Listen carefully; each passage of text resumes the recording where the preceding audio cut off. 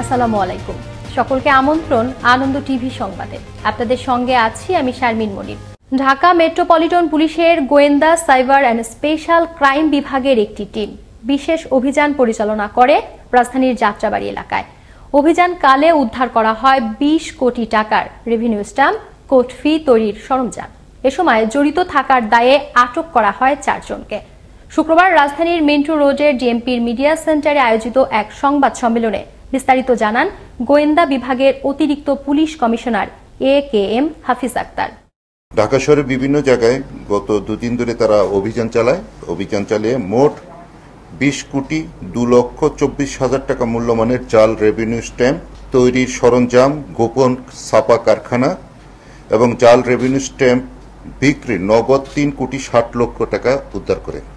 নিত্য প্রয়োজনীয় পণ্যের আকাশচুম্বী দামে বড্ড অসহায় ক্রেতারা। বাজারে সবজির যতগুলো প্রকার রয়েছে তার প্রতিটিরই দামই কেজি প্রতি 50 টাকার উপরে। মহামারীর মধ্যে বাজারে বাড়তি খরচের ধকল সামলাতে দীর্ঘশ্বাস ফেলছেন ক্রেতারা। চালের বাজারেও রয়েছে ঊর্ধ্বমুখী। রাজধানীর বাজার ঘুরে এসে আরো জানাচ্ছেন সহকর্মী মুসামিয়া। ক্যামেরায় ছিলেন আলী আহমেদ।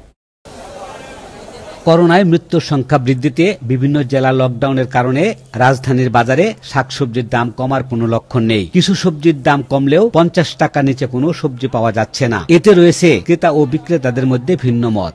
আমার কাছে তো মনে হলো অন্যদিন চাঁচকাটাও দাম একটু বেশি। তিত করলা পাল্লাতে বাড়ছে আপনার 30 টাকা 40 টাকা, তার মধ্যে আমরা ঝিঙ্গে বাড়ছে 20 টাকা। দাম তো টমেটো শসার দাম একটু বেশি, 80 টাকা করে কেজি নিল। এদিকে মুরগির মাংসের দাম স্বাভাবিক থাকলেও বেড়েছে গরু ও খাসির মাংসের দাম।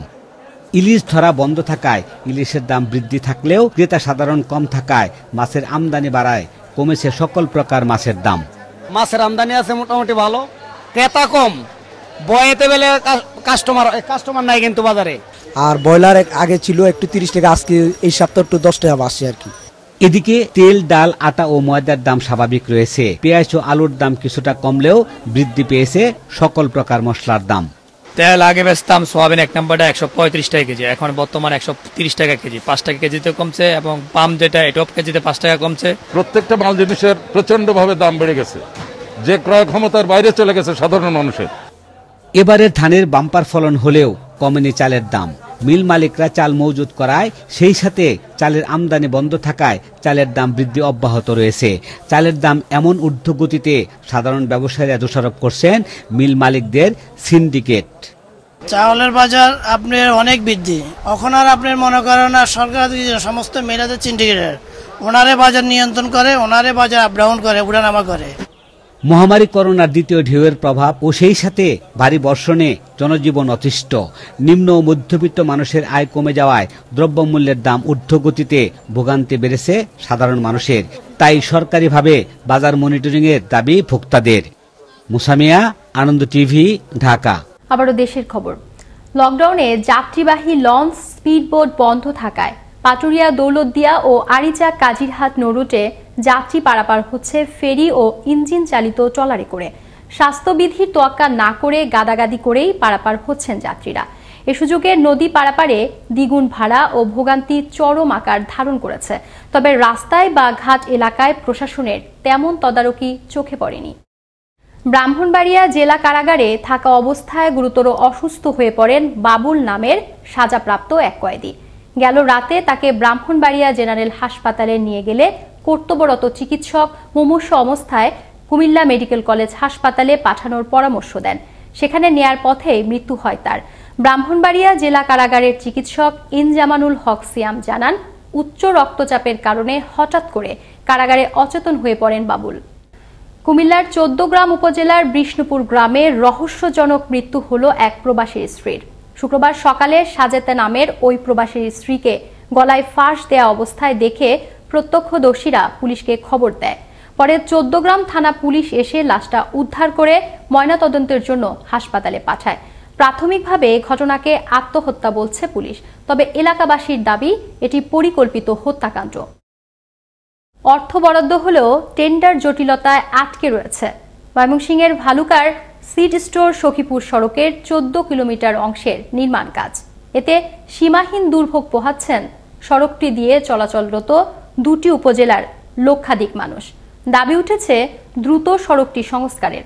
তবে সংশ্লিষ্ট বিভাগ বলছে শুকনো মৌসুম শুরু হতে পারে নির্মাণ প্রক্রিয়া। ময়মনসিংহ থেকে রফিকুল ইসলাম রফিকের তথ্য ভিডিও চিত্রে দেখুন ডেস্ক রিপোর্ট। পানির ঢেউয়ে থই থই করা এ দৃশ্য ভালুকার শিল্পাঞ্চল খ্যাত শিডস্টর সখীপুর সড়কের। সামান্য বৃষ্টিতেই সড়কের ছোট বড় গর্তগুলোতে পানি জমে সৃষ্টি হয় এক একটি জলাশয়। ফলে ভোগান্তি এখন নিত্যসঙ্গী সড়কে চলাচলরত যাত্রীদের।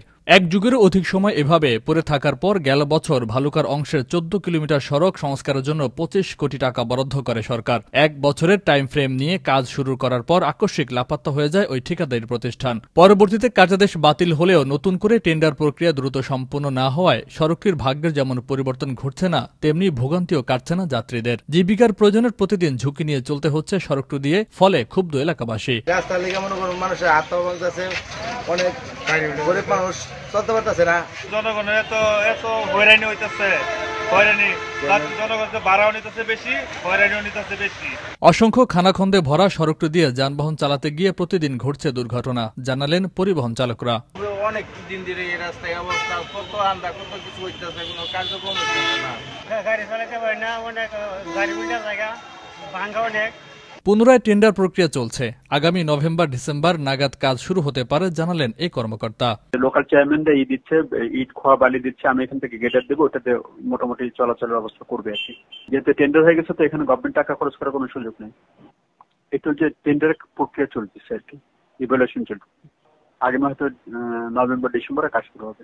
শিল্পাঞ্চল হওয়ায় প্রতিদিন হাজার হাজার শ্রমিক সহ শিক্ষা প্রতিষ্ঠানের ছাত্রছাত্রীদের চলাচলের একমাত্র রাস্তা এটি। দীর্ঘ সময় বেহাল অবস্থায় পড়ে থাকায় কষ্ট, ক্ষোভ ও অসন্তোষ সৃষ্টি হয়েছে স্থানীয়দের মাঝে।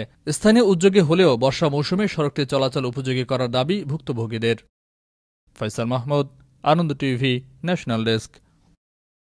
রাজশাহী মেডিকেল কলেজ হাসপাতালের করোনা ইউনিটে গেল 24 ঘন্টায় চিকিৎসাধীন অবস্থায় মৃত্যু হলো আরও 14 জনের। রামেক হাসপাতালের পরিচালক ব্রিগেডিয়ার জেনারেল শামীম ইয়াজদানি জানায়, মারা যাওয়া 14 জনের মধ্যে 5 জন করোনা পজিটিভ ছিলেন, আর 9 জন ভর্তি ছিলেন করোনার উপসর্গ নিয়ে। এ নিয়ে চলতি মাসের 25 দিনে হাসপাতালে করোনা ইউনিটে মৃত্যু হলো 277 জনের। এই ছিল এখনকার মতো। আনন্দ টিভির সংবাদ দেখুন প্রতিদিন বিকেল 5:30 এবং রাত 9:30। আনন্দ টিভির সঙ্গে থাকার জন্য সকলকে ধন্যবাদ।